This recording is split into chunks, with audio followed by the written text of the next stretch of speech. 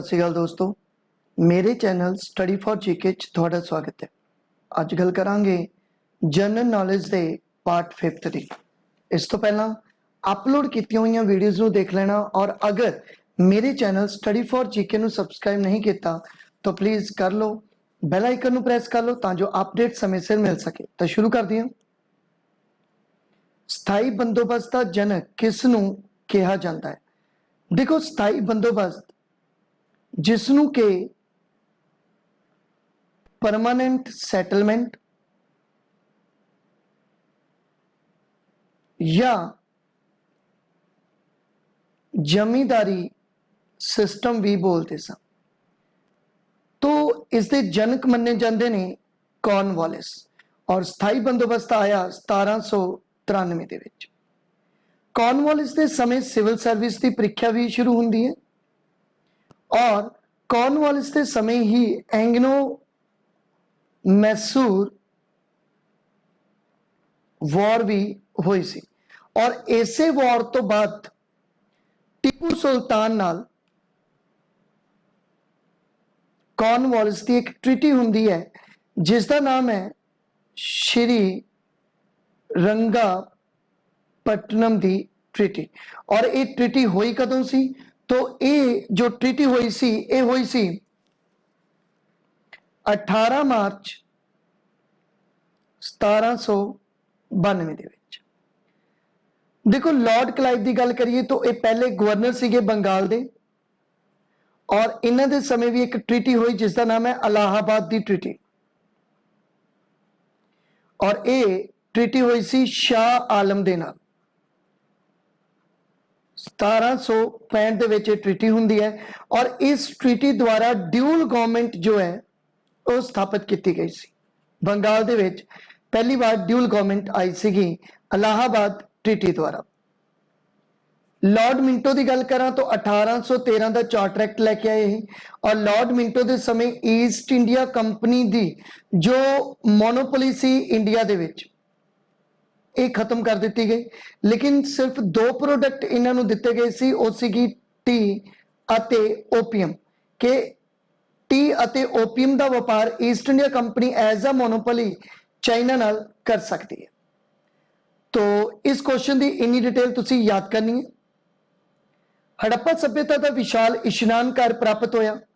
तो देखो, हड़प्पा सभ्यता जिसनों तुसी इंडस वैली सिविलाइजेशन के नाम जानते हो, और इसका जो टाइम पीरियड मन्या जाता है 2300 तो 1750 BC का, और इसकी खुदाई करवाई सी सर जॉन मार्शल ने।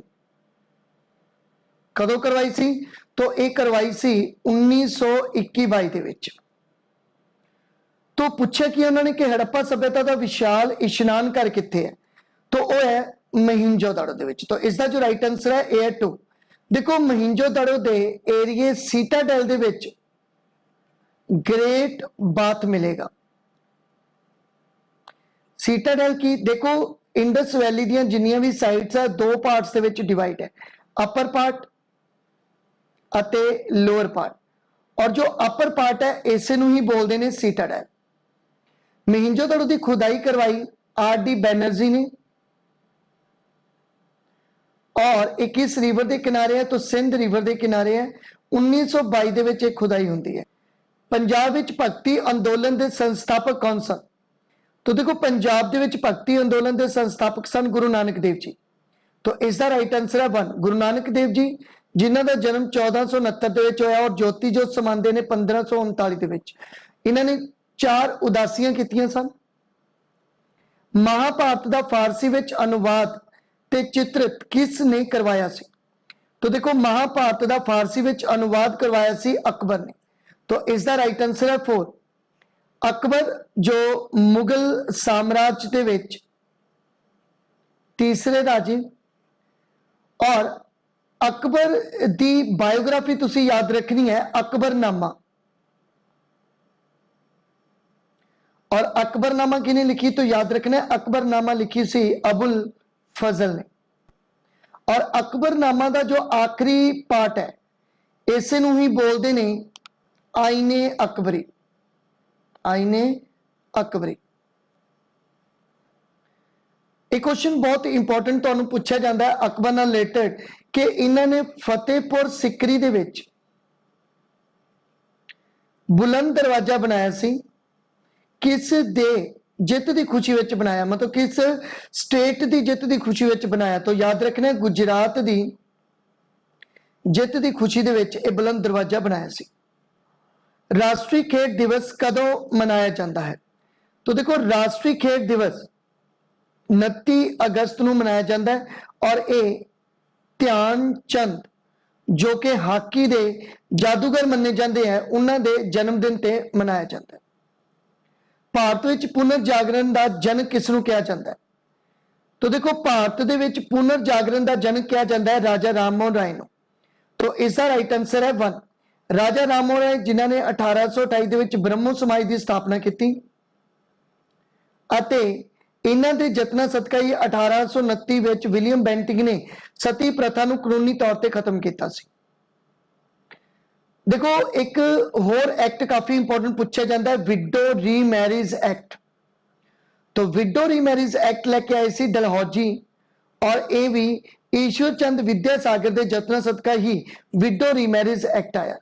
तो इन्नी डिटेल इस क्वेश्चन की याद रखनी है। भारत की पहली लोक अदालत कदों प्रचलित हुई तो भारत की पहली लोक अदालत की स्थापना होती है 1985 के विच। तो इसका राइट आंसर है 1 सुभाष चंद्र बोस नूं नेता की उपाधि किसने दी तो देखो सुभाष चंद्र बोस नूं जो नेता की उपाधि दी सी ये दी सी हिटलर ने। हिटलर जो कि जर्मनी के चांसलर अते नाजी पार्टी नाल इन्हां दा संबंध सी। इतने गल याद रखो कि सुभाष चंद्र बोस हिटलर नाल मिले भी जर्मनी दे विच और सुभाष चंद्र बोस ने जो स्लोगन दिता सी तुम मुझे खून दो मैं तुम्हें आजादी दूंगा ये भी काफी इंपॉर्टेंट है याद रखना। हुगली नदी दे किनारे ते केड़ा शहर स्थित है तो देखो हुगली नदी दे किनारे ते स्थित है कलकत्ता। तो इसका राइट आंसर है 2 देखो हुगली नदी डिस्ट्रीब्यूटरी है गंगा दी। दिल्ली की गल करिए दिल्ली एंड आगरा तो यह है जमुना नदी के किनारे। सूरत तापी रिवर के किनारे और हैदराबाद मूसी रिवर के किनारे। यात्रियों का राजा केड़े विदेशी यात्री नूं कहा जाता है देखो यात्रियों का राजा कहा जाता है ह्यून सांग नूं।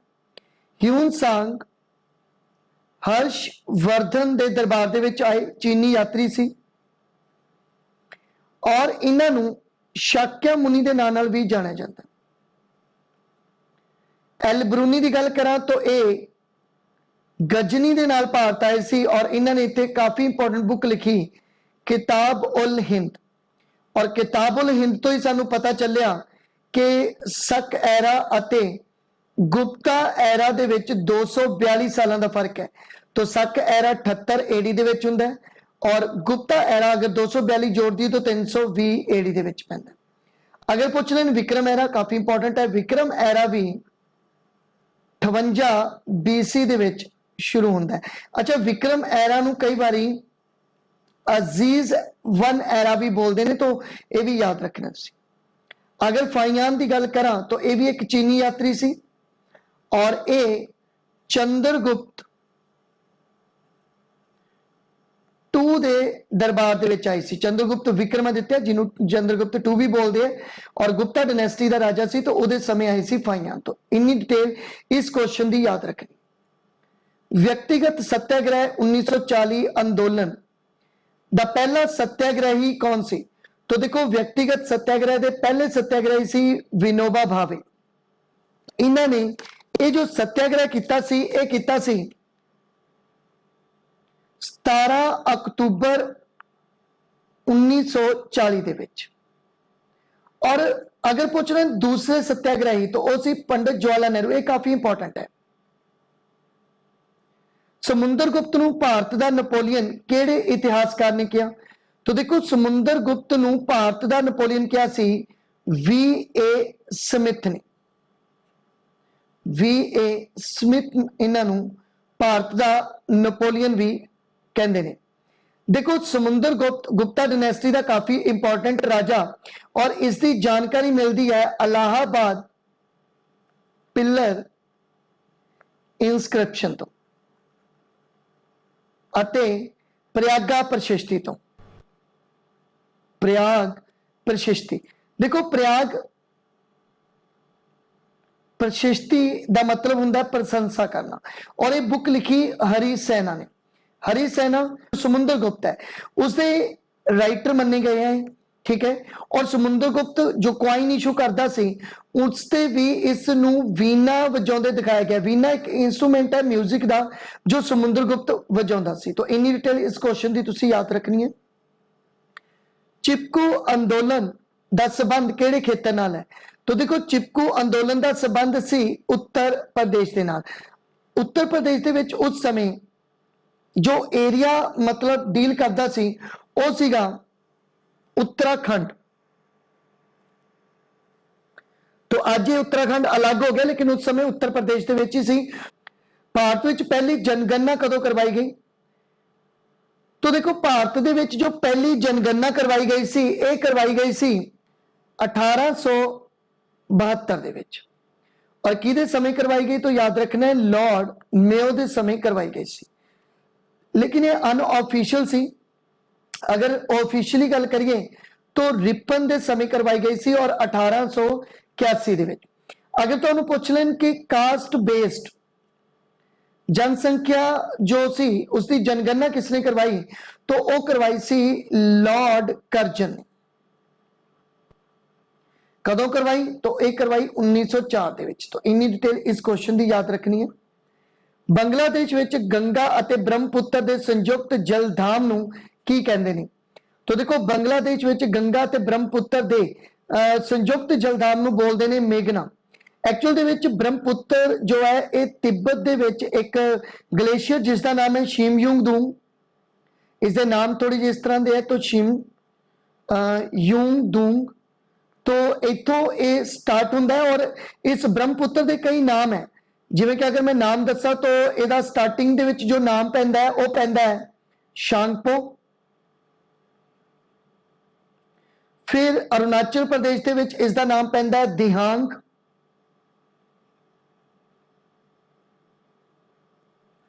और उस तो बाद ये असम दे विच जदों पहुंचती है तो असम दे विच इसका नाम पैंदा है ब्रह्मपुत्र।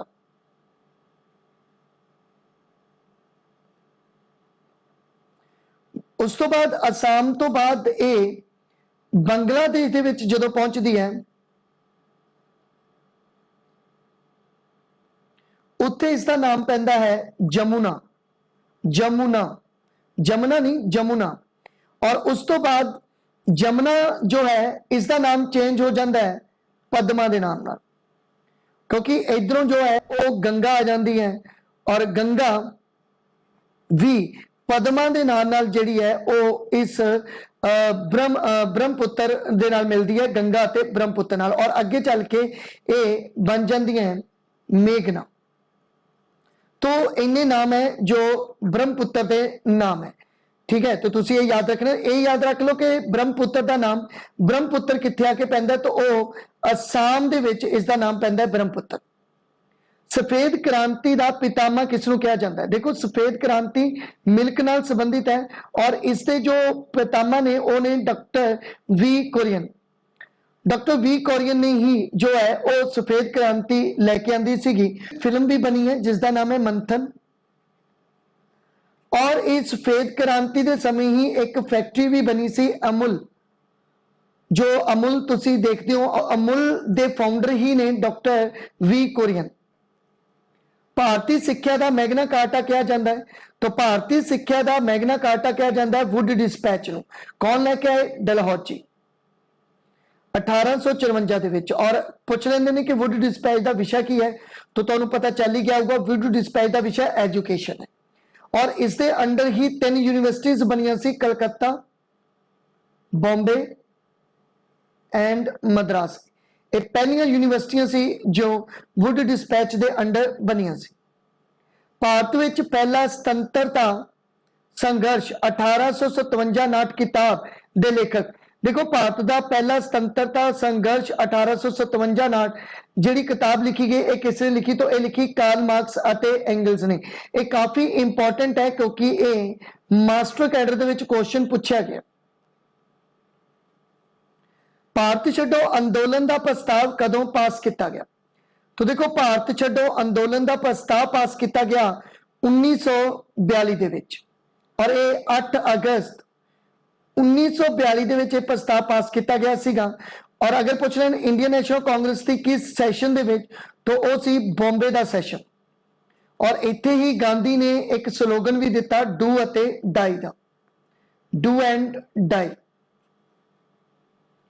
अंग्रेजों की सरप्रस्ती हेठ बनने वाला पहला मुगल बादशाह केड़ा सी, तो देखो अंग्रेजों की सरप्रस्ती हेठ बनने वाले पहला मुगल बादशाह सी अकबर टू, तो इसका राइट आंसर है 1। अकबर टू दे अगर दूत पूछ लें तो ये सीगे राजा राम मोहन राय। बहादुर शाह जफर लास्ट मुगल रूलर सीगे जिन्होंने के सजा मिली सी अंडोमान निकोबार इन्हों भेज दिता गया सी। अरब सागर दे नाल भारत दे किन्ने राज्यां दी हद लगती है, देखो अरब सागर की गल करा तो अपने कोले अगर कोस्टल लाइन बना लिए तो इधर है अरब सागर अरब सी, और इधर है बे ऑफ बंगाल। और अगर अरब सागर की गल करा तो इत्थे पेगा गुजरात, महाराष्ट्र, गोवा, कर्नाटका अते केरला। तो 1 2 3 4 5 तो कुल मिला के किन्ने राज्यों की हद लगती है, तो 5 राज्यों की हद लगती है। देखो टोटल पूछ लें तो 9 स्टेट्स की जी है वो कोस्टल बाउंड्री लगती है, और इधर रह जाते हैं 4, तो वो किहड़े किहड़े है वो आप देख लेने। तमिलनाडु, आंध्र प्रदेश, उस तो बाद आ गया अपने कोले उड़ीसा, अते आखिरी है वेस्ट बंगाल। अच्छा इतने गल होर याद रखियो, अगर पूछ लें कि 2 स्टेट दसो जिन्हां दी बाउंड्री जिहड़ी है वो वाटर अते लैंड दोनों नाल लगदी है, तो वो आई होणगे वेस्ट बंगाल अते गुजरात। राज सूची, संवर्ती सूची ते संघ सूची संविधान की किहड़ी अनुसूची विच दर्ज हैं, तो देखो राज सूची, संवर्ती सूची अते संघ सूची संविधान की 7वीं अनुसूची दे विच दर्ज हैं। तो इसका जो राइट आंसर है ए 1। विजयनगर साम्राज्य की राजधानी केड़ी सी, तो देखो विजयनगर साम्राज्य की राजधानी सी हम्पी, तो इसका जो राइट आंसर है ए है 1। शिवाजी काल समय भूमिकर प्रणाली प्रचलित सी, तो शिवाजी काल समय जो भूमिकर प्रणाली प्रचलित सी वो सी रवायतवाड़ी, तो इसका जो राइट आंसर है ए 3। देखो अंग्रेजों के समय जो रवायतवाड़ी सिस्टम शुरू होया ये होया लॉर्ड हेस्टिंग के समय 1820 दे विच मुनरो जो सी ये लैके आया रवायतवाड़ी, इस करके इसनूं मुनरो सिस्टम के नाम नाल भी जानिया जाता है 1820 दे विच।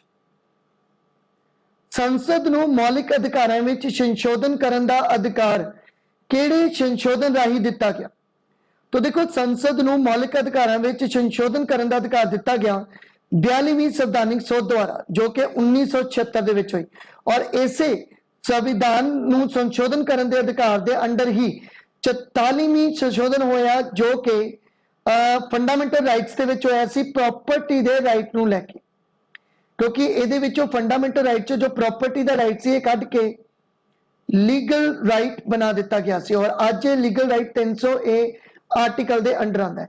और 44वीं जो संवैधानिक सोध है अगर पूछ लें कदों हुई, तो यह हुई 1978 दे विच। प्रेस तो सारे प्रतिबंध किसने हटाए, तो देखो प्रेस तो सारे प्रतिबंध हटाए सी चार्ल्स मेटकैफ ने। और चार्ल्स मेटकैफ तो बाद ये जो प्रेस ते दोबारा रोका लाइया सी, ये लाइया सी 1878 दे विच लॉर्ड लिटन ने। देखो लॉर्ड लिटन के समय विक्टोरिया इंडिया दे विच आई, और इसके ही आने दे करके 1878 दे विच लॉर्ड लिटन ने जो वर्निकुलर प्रेस एक्ट सी वो दोबारा लाता सीगा। ਮੈਟਕੈਫ ਨੇ ਹਟਾਈਆਂ ਔਰ ਲਾਰਡ ਲਿਟਨ ਨੇ ਦੁਬਾਰਾ ਲਾਈਆਂ ਸੀ 1878 ਦੇ ਵਿੱਚ। ਗੁਪਤ ਕਾਲ ਵਿੱਚ ਕਿਹੜੀ ਪ੍ਰਸ਼ਾਸਨਿਕ ਇਕਾਈ ਨੂੰ ਭੁਗਤੀ ਕਿਹਾ ਜਾਂਦਾ ਸੀ? ਇਹ ਮਿਸ ਹੋ ਗਿਆ, ਸੌਰੀ। ਗੁਪਤ ਕਾਲ ਵਿੱਚ ਕਿਹੜੀ ਪ੍ਰਸ਼ਾਸਨਿਕ ਇਕਾਈ ਨੂੰ ਭੁਗਤੀ ਕਿਹਾ ਜਾਂਦਾ ਸੀ? ਤਾਂ ਉਹ ਸੀ ਪ੍ਰਾਂਤ। ਐਕਚੁਅਲ ਦੇ ਵਿੱਚ ਪ੍ਰਾਂਤ ਨੂੰ ਉਸ ਸਮੇਂ ਭੁਗਤੀ ਦੇ ਨਾਂ ਨਾਲ ਜਾਣਿਆ ਜਾਂਦਾ ਸੀ। ਭਾਰਤ ਵਿੱਚ ਔਰਤਾਂ ਨੂੰ ਵੋਟ ਪਾਉਣ ਦਾ ਅਧਿਕਾਰ ਕਦੋਂ ਪ੍ਰਾਪਤ ਹੋਇਆ? ਤਾਂ ਦੇਖੋ, ਭਾਰਤ ਵਿੱਚ ਔਰਤਾਂ ਨੂੰ ਵੋਟ ਪਾਉਣ ਦਾ ਅਧਿਕਾਰ ਪ੍ਰਾਪਤ ਹੋਇਆ ਸੀ 1952 ਦੇ ਵਿੱਚ। ਦੇਖੋ 1951-52 ਦੀਆਂ ਜਿਹੜੀਆਂ ਪਹਿਲੇ ਇਲੈਕਸ਼ਨ ਹੋਏ ਉਸ ਦੇ ਵਿੱਚ ਔਰਤਾਂ ਨੂੰ ਇਲੈਕਸ਼ਨ ਦਾ ਅਧਿਕਾਰ ਜਿਹੜਾ ਸੀ ਉਹ ਦਿੱਤਾ ਗਿਆ ਸੀ। ਪਾਕਟ ਵੀਟੋ ਦਾ ਇਸਤੇਮਾਲ, ਪਾਕਟ ਵੀਟੋ ਦਾ ਅਧਿਕਾਰ ਕਿਸ ਦੇ ਕੋਲ ਹੈ? ਦੇਖੋ ਪਾਕਟ ਵੀਟੋ ਦਾ ਇਸਤੇਮਾਲ ਕਰ ਸਕਦੇ ਨੇ ਰਾਸ਼ਟਰਪਤੀ। ਐਕਚੁਅਲ ਦੇ ਵਿੱਚ ਪ੍ਰੈਜ਼ੀਡੈਂਟ ਨੂੰ 4 ਵੀਟੋ ਪਾਵਰ ਦਿੱਤੀਆਂ ਜਾਂਦੀਆਂ। ਇੱਕ ਹੈ ਪਾਕਟ ਵੀਟੋ, एक है एब्सोल्यूट वीटो, एक है सस्पेंसिव वीटो और एक है प्रेसिडेंशियल वीटो। तो राष्ट्रपति इन सारिया वीटोज का इस्तेमाल करते हैं और एक पॉकेट वीटो की गल करिए तो राष्ट्रपति पॉकेट वीटो का इस्तेमाल करते हैं। ये अगर लिमिट पूछी जाए कि किन्ने समय तक वो अपने पॉकेट वीटो का इस्तेमाल कर सकते हैं तो कोई लिमिट नहीं हैगी। लेकिन अगर यूएसए के प्रेजिडेंट की गल करिए तो उन्होंने लिमिट है 10 दिनों की। दिल्ली नूं पंजाब तो कदों अलग किया गया?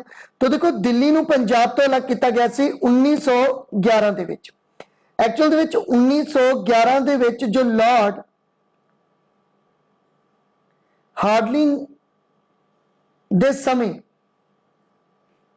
जॉर्ज पंचम इंडिया दे विच आए और इन्हां दे आउण दी खुशी विच ही दिल्ली दरबार लग्या और ये सैकेंड दिल्ली दरबार सी 1911 विच लग्या और इन्हां दे आउण दी खुशी दे विच ही जनगण मन गाया गया और जो कलकत्ता सी उसनूं कैपिटल चेंज करके दिल्ली भी बनाया गया। तो thank you for watching. Please मेरे चैनल स्टडी फॉर जीके को सब्सक्राइब कर लो, बेल आइकन प्रेस कर लो ताकि अपडेट समय से मिल सके और इस सीरीज दी वीडियोस को देखने लिए मेरे नाल जुड़े रहो। तो थैंक यू।